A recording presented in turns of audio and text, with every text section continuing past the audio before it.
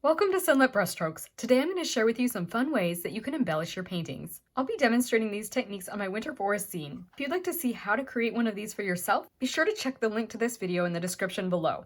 But today I'm going to transform this forest into a sparkling winter scene that you could use to decorate your home or even use to create a Christmas card. Let's go ahead and get started.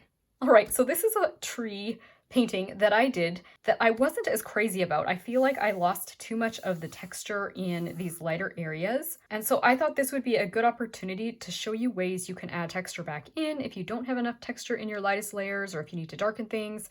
So we're going to do that, and then we're going to add some other fun effects to this as well. Now I have my paint in the same color that I did the whole painting with. And I'm going to take a little bit of that paint on my brush. If I find that it's too dark when I lay it down, I can always dab some off. And I am going to add some of these little lines on the sides of the trees to make it look like there's bark. Now this is a bit dark, so I'm just dipping the tip of my brush into my water here. And what I'm doing is I'm adding these slightly curved lines, and it kind of gives the impression that this is the bark of the tree, and it's kind of going in that same circular cylindrical fashion that you would say if you were going to draw a cylinder object. You would be able to shade it with the same sort of technique. We call it shadow modeling, that kind of follows the cylindrical shape of the trunk. And that is giving me some texture without having to go in and add more salt or anything like that. So I'm going to do that on a few of these trees. Oops, I'm really dark there. If you get really dark in a few places, that's okay. Just jump around with that dark and then add a little more water to your brush, dab it off, and come in with a slightly lighter blue, because the blue that's in my palette right now is quite deep and dark. And you can kind of skip around, or you can even let your brush dry out a little bit and you'll be able to get a little bit more of a dry on dry effect, and that can be kind of neat too. The darker trees can have a little bit of darker bark on them, so I can get away with a little more pigment on my brush. I actually need a little more pigment on my brush to make them show up. Just coming in with a little bit of water now to kind of soften things a little bit. And you don't have to do this on every single trunk, just the ones that are really large and feel like they're kind of lacking something. I was too wet there and I was getting a bit of a puddle, so I dried my brush off and then went back in, and I was able to get a little bit crisper lines. This trunk here is definitely lighter, and so I need to make sure that I have my paint on my brush somewhat watered down. While I'm at it, I'm noticing the background could possibly get pushed a little bit further with my negative shape painting. So I'm going to add a few touches of dark in a few places here, but I'll speed the video up since I taught this technique in my negative shape painting of the trees. If you haven't seen that video, you'll want to go watch it, where I explain how to create the depth that I'm getting here. But you can see how adding another layer of darkness in here adds that extra level of dimension. And sometimes that might be all your painting needs. I'm going to let this dry, and then I will go ahead and show you some other special effects. So the second special effect is glitter. This is actually an old bottle of glitter glue that I bought at Michael's years ago, and it was actually in the kids section. But you could definitely buy yourself a nicer glitter glue or a nicer glitter paint if you'd like, but this is what I'm going to use. So I've gone ahead and poured some of this glitter glue into my most expensive palette, which is a yogurt lid, and I am going to use some inexpensive brushes and paint it on here.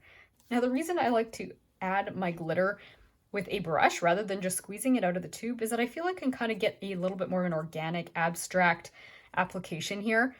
I like to kind of just dot it randomly on my tree trunks as well as the branches. Some areas I'll go thicker, some areas I'm just going to put a little bit. Once you're happy with the amount of glitter you have on your page, you can go ahead and let that dry. And then I'll show you the final special effect. I'll try and get that in some light so you can actually see the sparkles going on here. Now, once you've let the glitter dry, we're going to add some snow. So to do that, you are going to need some white paint. You could use white acrylic paint, or you could use gouache, and that's what I actually have in my palette, or I should say my lid here today. I've got a bit of gouache, white gouache, and I've got my cheap brushes again. You could use whatever you want. And I'm going to start with using the smaller brush to create some splatters. And I'm going to kind of tap it with the back of another brush to kind of get this to kind of sprinkle on here. And you can really just tap it and add as many splatters as you would like. It shows up really neat on the darkest part of the trees, doesn't it? Or I should say the background.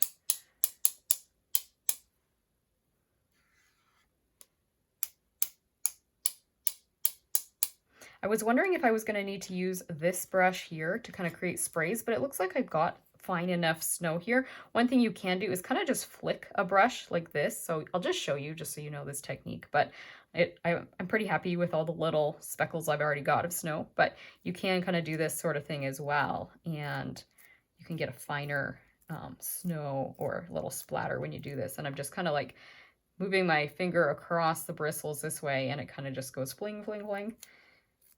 So just do that a little bit. You can see I've got almost like a finer snow here.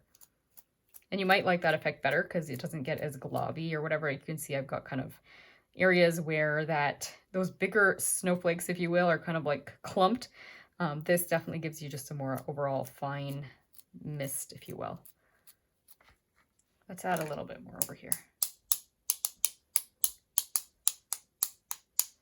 I hope you had fun with these techniques today, and that this tutorial brought a little taste of God's beauty and peace into your everyday life, that this enhances your winter celebrations and inspires you to continue enjoying your own creative journey. See you again soon. Bye.